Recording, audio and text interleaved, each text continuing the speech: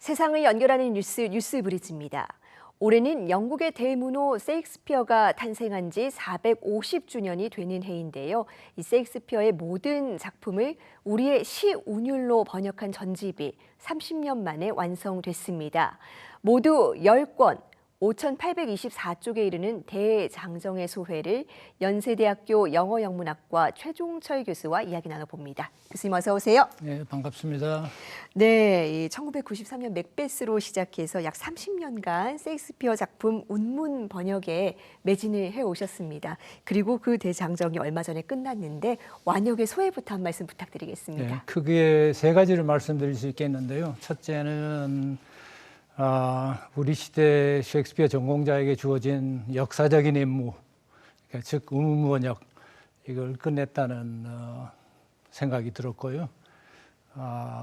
뭐냐면 지금까지 셰익스피어 번역이 다 산문 번역이 일색이었는데 93년에 맥베스 운문 번역이 처음으로 나오고 작년 23년에 그 전집을 완성해서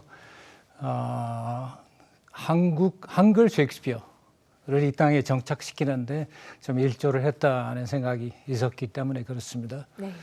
왜냐하면 외국 문학의 번역의 궁극적인 목표는 그 외국 작가를 한국화 내지는 우리 문화의 일부로 만드는데 이제 궁극적인 목표가 있다고 생각하기 때문에 그 작업에 저도 일조할 수 있게 되어서 기뻤습니다.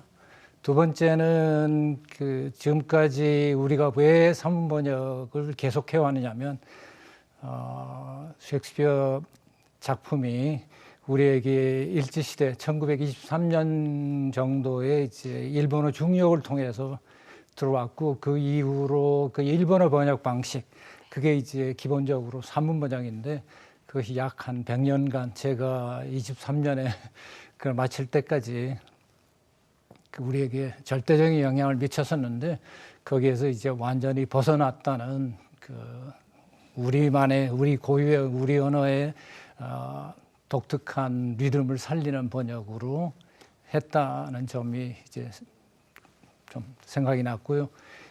세 번째는 이러한 운문 번역을 가능하게 해준 세종대왕님의 한글 창제. 만약 한글이라는 이 표문자가 없었으면 저희 셰익스피어 번역은 아마 불가능했을 것 같습니다. 왜냐하면 지금까지 일본어도 못했고 중국어도 못하고 있는 것을 이제 우리 한글이 가능했던 이유는 바로 세종대왕님 만드신 한글 덕분에 가능했기 때문에 그런 생각이 들었습니다. 네, 정말 문학사에 아주 길이 남은 업적이 될 것 같은데요. 이렇게 셰익스피어 작품 번역을 시작하시게 된 계기도 궁금한데요. 네, 제가 학위를 마치고 89년 연세대학교 영문과에 부임했을 때 제가 우리 문화에 기여할 바가 외국 문학을 전공한 사람으로서 셰익스피어를 전공한 사람으로서 우리 문화에 기여할 바가 뭔가를 찾다가 둘러보니까 이제 셰익스피어 번역이 있었는데 그게 말씀드렸다시피 놀랍게도 다 산문 번역. 누구나 셰익스피어 작품을 읽어보면 거기에 운문이 엄청나게 많이 나온다는 걸 다 아는데 그거를 다 산문 번역으로 해서 이거는 아니다. 네. 원래 운문의 맛이 살아나지 않는다라고 생각해서 시작하게 됐죠. 일생의 네. 작업으로.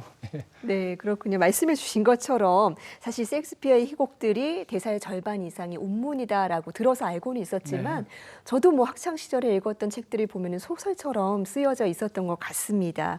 번역하실 때 쉽지만은 않으셨을 것 같은데 어떤 점을 가장 중점에 두고 진행을 하셨습니까?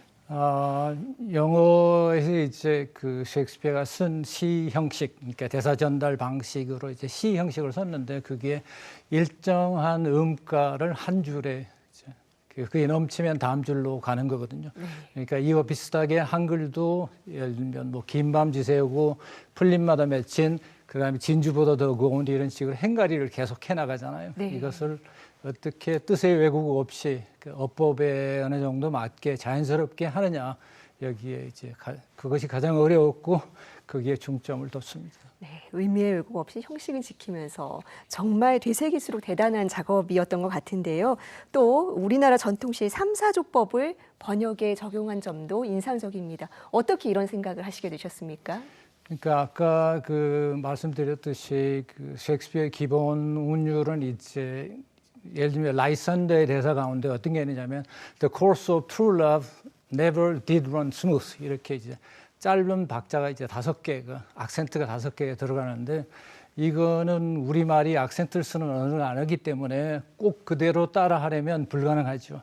그래서 이제 우리말 운율은 뭐가 있을까 둘러보니까 놀랍게도 우리의 일상 언어 모든 시조부터 시작해서 아까 얘기한 아침 이슬처럼 모두 이제 3, 4조의 기본 운율을 지키는 시형식이 우리말 고유의 운율 만드는 방법이어서 그걸 그대로 이제 적용을 했죠. 그래서 발상의 전환만 어려웠고 그다음부터는 우리가 흔히 쓰는 이 3, 4조를 적용만 하면 됐습니다.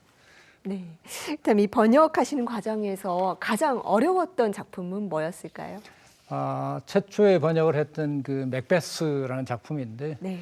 이게 셰익스피어의 모든 작품 가운데 가장 짧고 가장 시적인 그러니까 비유, 압축, 은유, 상징 이런 것들이 많이 나오는 작품이어서 이거를 우리말 운율에 맞춰서 번역하는 게 이제 제일 어려웠고 그때 생각에 맥베스를 제대로 할 수 있으면 우리말 운율을 살려서 번역할 수 있으면 다른 작품을 다 할 수 있겠다라는 생각이 들어서 이제 맥베스를 최초의 작품으로 선택을 했고 그게 몇 가지 시행착오를 거쳐서 이제 시간이 가장 오래 걸리고 가장 어려운 작품이었습니다.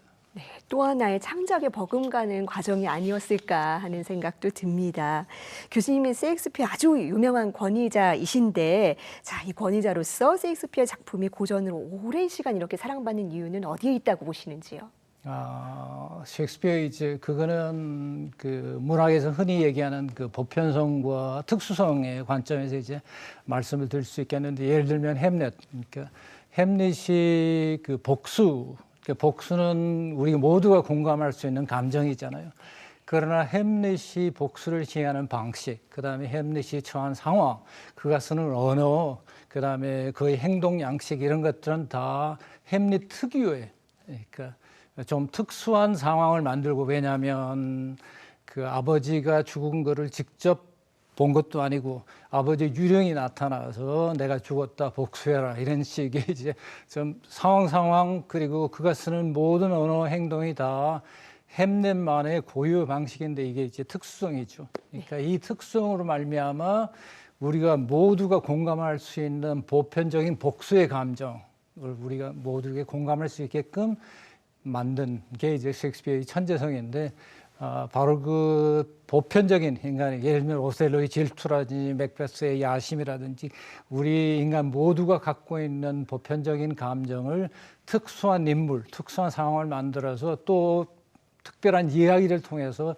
전달하는데 이제 셰익스피어의 강점이 있고 그것이 현재까지 통용되는 그러니까 우리가 서구로부터 받은 아니면 우리 원래부터 가졌던 인간 본성의 어떤 양식이 그러니까 인간 본성의 구성 성분이 변하지 않는 한 아마 셰익스피어는 계속 살아남을 거라고 생각합니다. 바로 그 점 때문에.